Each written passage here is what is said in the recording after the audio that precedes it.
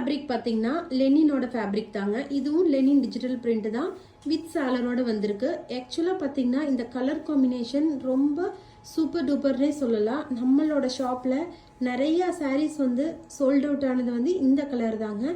அந்த அளவுக்கு பார்த்தீங்கன்னா எல்லாருக்குமே இந்த கலர் வந்து ரொம்ப ரொம்ப பிடிச்சிருந்துச்சு. இந்த லீஃப் பார்த்தீங்கன்னா சென்டிமெண்டலாகவே ரொம்ப ரொம்ப சூப்பராக இருக்குங்க. நம்ம வியர் பண்ணும்போது நல்லா ஃப்ளீட்ஸ் எடுத்து அழகாக கட்டும்போது பார்த்தீங்கன்னா அவ்வளோ சூப்பராக இருந்துச்சு.